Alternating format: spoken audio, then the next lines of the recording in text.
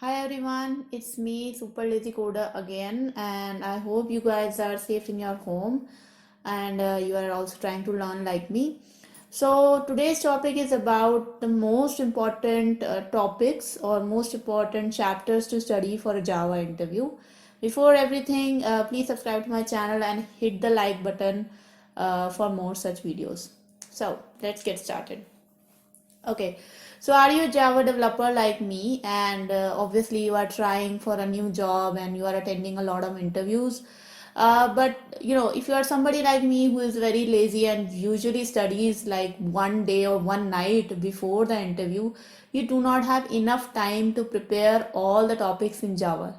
I mean, let's be honest, we know that Java is kind of a vast ocean and you cannot cover entire of it. So if you note some book like, the complete reference, ninth edition, 10th edition, or Herbert Shield book or Black book, if you just see the contents, it's actually pretty scary because it's like filled with information. But I would definitely recommend this book because it has a lot of good study material, and I have prepared with this book for most of my interviews. But I would not recommend you to read the entire book just before going into the interview. So, just this video, I'm going to tell you few topics which you should study and which are going to mostly being asked. Okay. So, first and foremost thing, you have to study core Java. So, even if you are an experienced developer, you have, knowledge about Spring, you have knowledge about Hibernate, and all these cool topics. I would say everything is going to waste if you do not know core Java. The 70% of your interview is going to be about core Java. So, even if you do not know Spring and Hibernate and all these advanced concepts, if you just know core Java and you answer all those questions correctly, then they are going to be very impressed and mostly you might get the job. Okay, so the first topic which is very important to cover in Java is the OOPS concept. I would say the first chapter, or I think first few chapters are regarding this. Do not go into all the details. Just read the definition of abstraction, maybe some example of abstraction, and then the three OOPS principles: encapsulation, inheritance, and polymorphism. So I would say if you are going by the book, do not read the entire chapter of OOPS principles, which is like the first or second chapter. Just read the definitions, which you can study from Google as well. Because definitely for inheritance and polymorphism, you have to go into detail, and in the later chapters, you will study those details automatically. So you do not have to go through them earlier in the book. Then comes the classes and methods. So pretty much everybody who is a Java developer and has been studying or working with it knows how to create a class and how to create a method. But the questions around classes and methods will not be like create a class and show it to me. No, it will be like some tricky questions like what is the constructor and what is the normal method, what is the difference between that, how methods are stored in Java, how instance variables are stored in Java, and if some object gets dereferenced, then how is it garbage collected. So these are some kind of questions which are a little bit tricky, but they are asked in interviews. So I would just ask you or recommend you to go through these things like how the garbage collection is done and the types of methods and how the methods and variables are stored in Java. Then comes an important topic called as inheritance. So I told you that inheritance is a topic you cannot skip. You have to go through it, and you have to go through it in detail as well. The questions asked in inheritance are generally regarding method overloading, overriding, the basic difference of that. Also, we call as overriding as dynamic method dispatch. So sometimes in interview, some person might ask you what is dynamic method dispatch, and someone might say what is overriding. So basically both are the same things, just a different name of it. So you should know that these both of these are the same thing. So definitely I would ask you to read about these in detail. Otherwise, you might skip this small difference. Now, a very important topic called as abstract class and interface. And the question mostly asked about that is what is the difference between abstract class and interface, when we should use what. This is such a common question and it is being asked to me in almost every interview. Even if I have cleared like 3 rounds of interviews, in fourth round there is still a probability that this question is asked. So I would say that please prepare it and read about this in entirety. Then comes some keywords in Java which highly impact the inheritance part of it. Final keyword and static keyword. These two are really important. Generally, they are asked how you can prevent inheritance, how you can ensure that only one object of the class is created. So, or only one copy is there among all these different objects. So definitely you should study about final and static keywords, otherwise you won't be able to answer these questions. There is another keyword. So when you're studying about static and final, in the similar chapters, you will find super keyword, this keyword in inheritance portion only. So if you do not have time to study it, I would say you can skip it, because I have not been asked about super keyword and this keyword very commonly. But if you have time, then just read about it. Otherwise, you can skip it. Access specifiers are also important. It is asked in many interviews. So I would just say that do not go into the detail of it. Just read about the examples. Maybe just prepare the examples, and then from that only you will get the idea. So you don't have to read the entire text of the book. Then comes the topic called as exception, and most of the people might say that exceptions is a very important topic, but I don't think that it is a very very important topic. Definitely, there is going to be one question out of exceptions, but I think most of the time it's very easy. Most of the time the questions are like, give us how you can do exception handling in Java, which is very generic question in which you can answer like I can use throw keyword, throws keyword, try and catch, and finally. And then we have checked versus unchecked exception. Like the question will be what are the different types of exception in Java. So I would say that exception is the important topic, but it's not a tricky topic. People mostly do not ask very tricky questions from exceptions. They generally ask generic question which you can answer if you have the basic idea of it.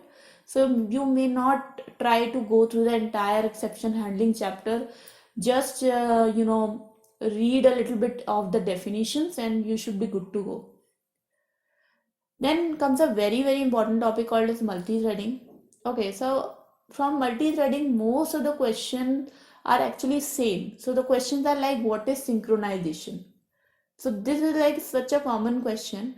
And what you can do is you can just go through this synchronization topic in your multi-threading chapter, or if you are going into Google, then just search synchronization and multi-threading. Just read about that, and I think you should be good to answer this question. You should also know a little bit of the example, like how the synchronization is done, why it is done, and what are the different methods of thread. So you should know a little bit about it, but I would say prepare all of this in entirety. Prepare all of this like together.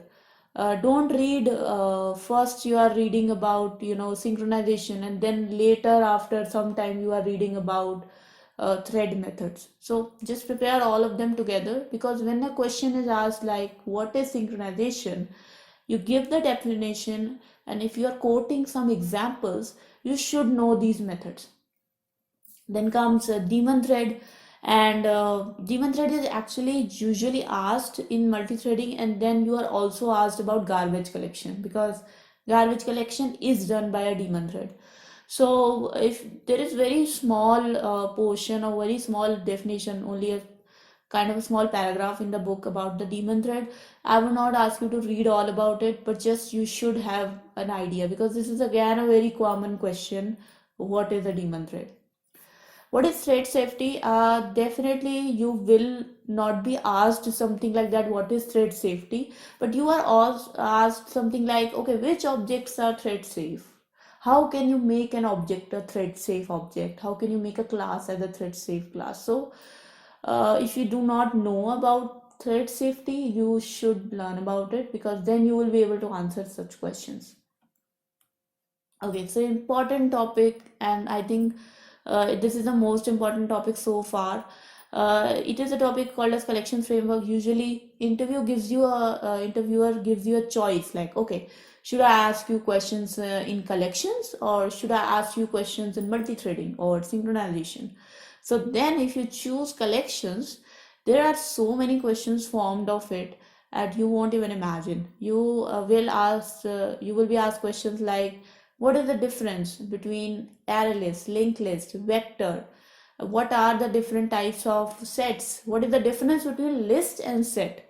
So you should read about these, like, really, you should be thorough with this. And it is not that hard to read this chapter just one night before the interview, because I don't think there is a lot of theory in it. Just don't read about all the methods of, like, don't read all the methods of list, don't read all the methods of these list and set object. Just read about how they work, and some examples of them. Maps is again a very important topic. I would say, like, hash map, tree map, concurrent hash map. If you are being asked these questions, what these are, you should also know the concept behind it. So you should know what is concurrency, you should know what is synchronization, and if you explain those concepts also to the interviewer, he will be impressed, because then he will know that you have the core knowledge. How hash map and hash table works: whenever there is a question about hashing, they go into the details. So you should know how hashing actually works. So when a hash is generated, then how an object is stored there, how a list of object is stored there, you should know about these things. There will not be, if there is a question about hash map, just expect that there is a question about methods like hash code equals.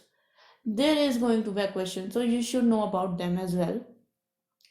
Compare to and compare method, these are also some methods for which I have not been asked much questions about, but I think it's important for you to study them, because sometimes they might ask you how you can sort a particular collection. Then if you have, like, no idea in code how to do it, if you just say we can do this by using compare and compare to methods, I would say that is enough. They just need a particular keyword of the answer, so that they know that you know the concept. So you remember the syntax of it or something exactly detailed. It is enough.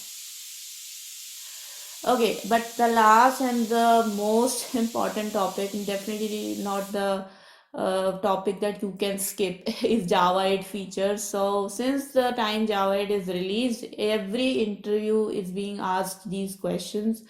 You definitely should study about these features, and most of the time there is like a generic question: do you know what new features were introduced in Java 8? So if you just give like these five answers here, you are actually good. You actually impress the interviewer that yes, you know what features were introduced. But most of the time there is like a detailed question about, okay, what are lambda expression, how can we implement them? So even if I won't recommend you to go through the coding part of Java in the previous topics, you have to go through the coding part of Java in Java 8 features, because they can ask you to write a small code. And I would say that Java 8 is kind of a topic which you shouldn't prepare one night before the interview. You should prepare at least once, like 2-3 days before you are starting to go for interviews, because it is a long topic and it becomes quite hectic to prepare in one day. Lambda expressions, first topic, very important. You should know what they are, how you can use them in code, and it is again very important. Functional interfaces, what are functional interfaces? And the common interfaces like supplier interface, consumer interface, and how you can create your own interface. That's very important. You should know about it.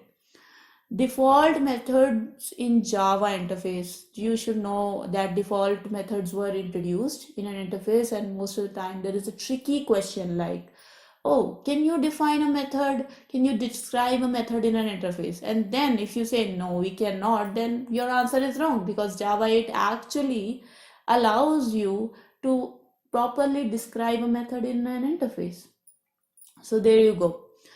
Stream API. Stream API is, I would say, it's kind of a topic in the books, and it's kind of a separate chapter. So you might get scared, oh, it's a big, huge chapter I have to study, but it is really very easy. And the questions even asked from Stream API are not very hard. They are like generic questions like, do you know few methods in the Stream API, like for each method, filter method, map method? If you just know about these methods and you know how to implement them, you are good to go. And I would say it's not very difficult to study as well. So but you cannot skip it for sure.